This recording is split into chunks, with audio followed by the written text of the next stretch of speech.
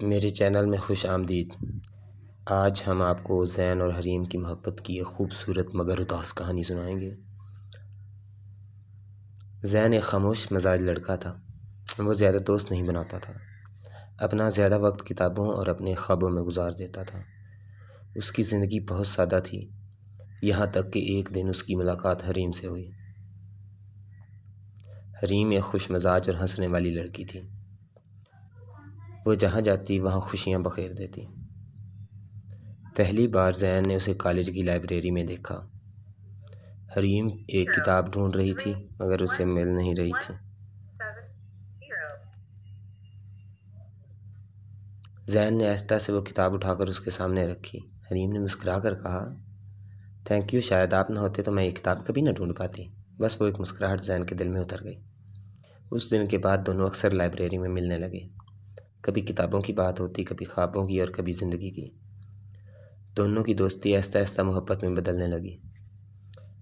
ایک دن بارش ہو رہی تھی، کالج کی چھٹی ہو چکی تھی اور سب لوگ جا چکے تھے۔ حریم کھڑی بارش کو دیکھ رہی تھی۔ زین اس کے پاس آیا اور بولا، اگر تم چاہو تو میں تمہیں گھر چھوڑ دوں۔ حریم ہلکا سا مسکرائی، اور اگر میں نہ چاہوں؟ زین نے جواب دیا، پھر بھی میں یہیں کھڑا رہوں گا تاکہ تم اکیلی نہ جاؤ۔ حریم پہلی بار خاموش ہو گئی۔ شاید وہ سمجھ چکی تھی کہ زین صرف اس کا دوست نہیں رہا۔ وقت گزرتا گیا، دونوں ایک دوسرے کے بہت قریب آ گئے۔ ہر صبح ایک دوسرے کو میسج کرنا، ساتھ چائے پینا، چھوٹی چھوٹی باتوں پر ہنسنا، یہ سب ان کی عادت بن چکا تھا۔ پھر ایک دن حریم اچانک کالج آنا بند ہو گئی۔ زین پریشان رہنے لگا۔ اس نے کئی بار کال کی مگر فون بند تھا۔ وہ ہر روز اسی بینچ پر بیٹھتا جہاں دونوں گھنٹوں باتیں کیا کرتے تھے۔ تقریباً 2 ہفتوں بعد حریم واپس آئی، مگر آج اس کی آنکھوں میں وہ چمک نہیں تھی۔ زین نے فوراً پوچھا، تم کہاں تھی؟ میں بہت پریشان تھا۔ حریم خاموش رہی۔ کچھ لمحوں بعد اس کی آنکھوں سے آنسو نکل آئے۔ بابا میری شادی کرنا چاہتے ہیں۔ یہ سن کر زین کے دل کی دھڑکن جیسے رک گئی۔ اور تم کیا چاہتی ہو؟ حریم نے نظریں جھکا لیں۔ میں صرف تمہیں چاہتی ہوں، مگر شاید ہر محبت مکمل نہیں ہوتی۔ اس رات زین نہ سو سکا۔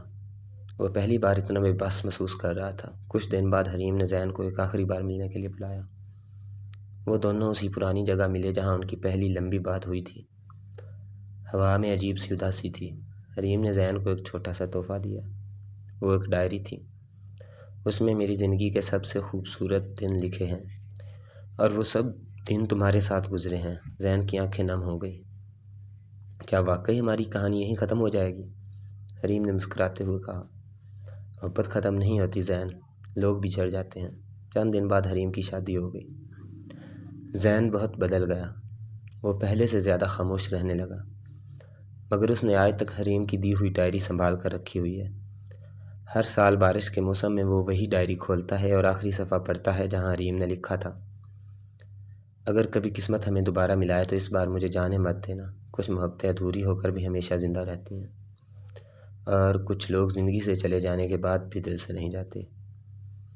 اگر آپ کو یہ کہانی پسند آئی تو ویڈیو کو لائک کریں، چینل کو سبسکرائب کریں، اور کمنٹ میں ضرور بتائیں کہ آپ کو زین اور حریم کی کہانی کیسی لگی۔ اللہ حافظ۔